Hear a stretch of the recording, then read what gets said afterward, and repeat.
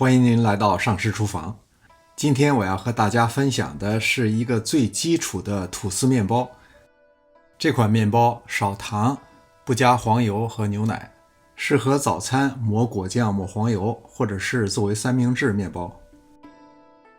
300克高筋面粉加4克酵母粉、10克糖和1克盐。这款面包面要活得滋润，要能出现手套膜，所以如果要用手工和面会比较费时，用机器和面就比较省力。不过我今天展示的是手工和面。在加水之前，干粉状态下拌匀，加入200克温水，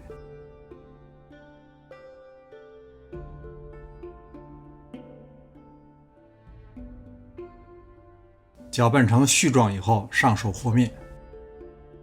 3:2的面水比例，面团还是比较软的，如果使劲揉会比较粘手，所以轻轻的揉就可以。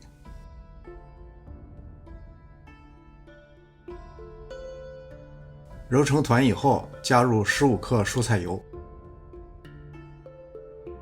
这时候就不会粘手了，可以使劲的揉。要把表面的油完全揉到面里。此时和面的手法是既有揉又有摔打，在使劲揉面和摔摔打打的过程中，你就能够感受到面的筋性非常好。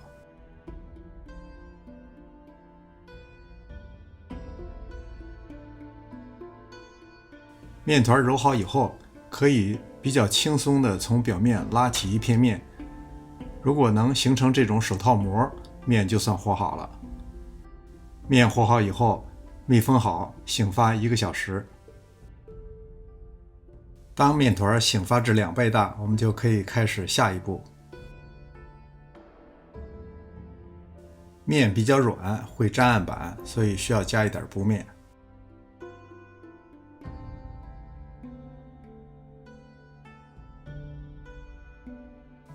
简单整理成一个长条形状，然后分成3等份。先加工1份，另外2份用保鲜膜盖好，防止表面变干。用指尖按压做成一个长方形的扁片，然后卷起来，继续再按成一个长方形的扁片。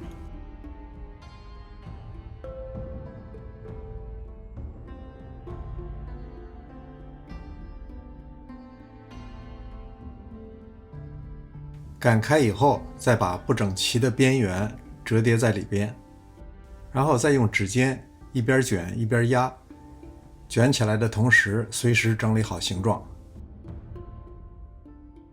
卷到最后的时候，要把最末端使劲压扁，这样连接的地方就会粘连得非常好。等3份都做好以后，放到专门烤吐司的方形烤厅中，盖上盖或者用保鲜膜密封好，再一次醒发30分钟。第二次醒发很快就可以达到2倍大。进烤箱之前需要刷全蛋液。烤箱提前预热，华氏350度，烤40到45分钟。烤好以后不用担心脱模的问题，基本上晃2下一道就出来了。